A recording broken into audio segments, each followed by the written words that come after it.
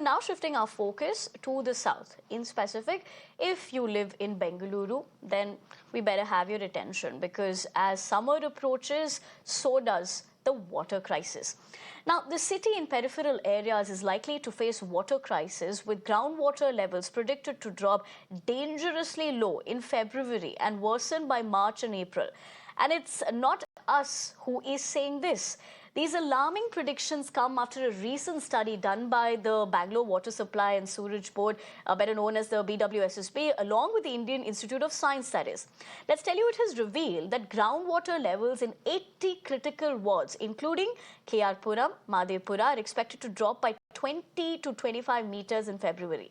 While the study highlights concerning projections, experts say they are not surprised, as they've been sounding alarm for years. Now, experts have criticized the lack of efforts by the BBMP and the BDA to recharge groundwater by rejuvenating the city's lakes, which, remember, also remains in poor condition, albeit years of promises. Now, despite forming numerous expert committees and making detailed recommendations, the state government has failed to take any meaningful action. With summer fast approaching, Bengaluru residents brace for clearly a challenging season ahead. Neha Hebale, my colleague, joins me for more. Neha, very good morning to you. Given what we put into perspective, and like we said, with what the experts also suggest, this was long going to be happening, which is concerning.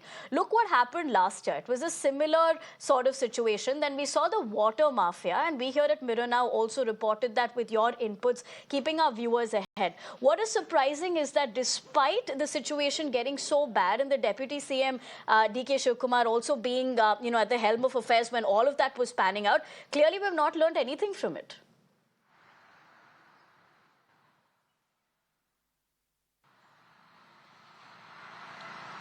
Well, Nivedana, if anything, the situation this year is only looking more grim than the situation last year.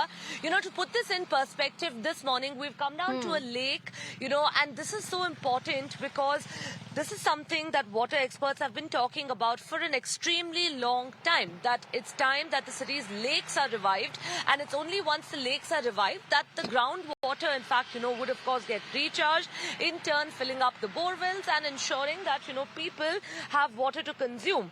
Well, why we talk about bore wells is because Bengaluru relies heavily on bore wells, extracting almost about 800 million litres of water daily from bore wells alone. And now with this report there coming in off the Indian Institute of Science as well as the BWSSB, it talks about how 80 critical wards in the city are going to be facing a severe water crisis this year.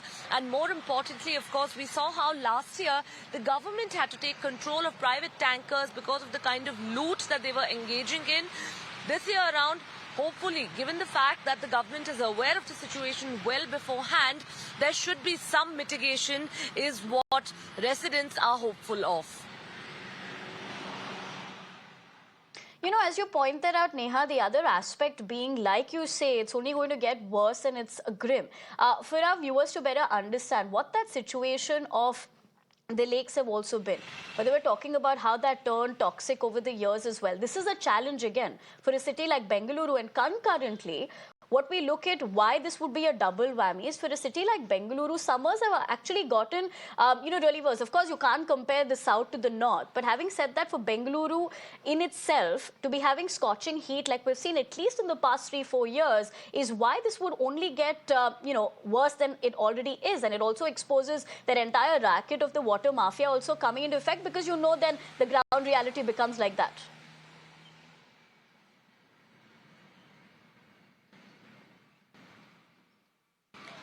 Well, that's absolutely right. Of course, this is just one of the few lakes of the city that, the government has probably managed to retain, or, the government has managed to, in fact, rejuvenate here, bring this lake back to life. But this is the need of the hour. Like you rightly pointed out, Bengaluru is a city that has been rapidly growing and expanding, while the water sources, in fact, have been diminishing or have remained the same. And naturally now, of course, the need to preserve these water sources only becomes more because, at a time like this, when we're talking about the manner in which, the tanker mafia was operating last year, people were having to, shell out probably thrice or 4 times as much as they would normally pay for just one tanker in order to ensure that, their household activities do not get affected. The government, of course, had to step in, take control of that.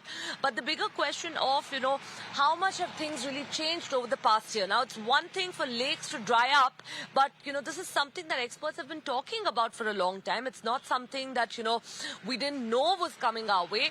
We'll really have to wait and see, hopefully this year around, how things change on ground, whether people also, in fact, are going to be better prepared. That is an appeal that had come in from the government last year as well, that people start judiciously using the water that they're receiving at their homes, because right now, that's all they really have to bank on.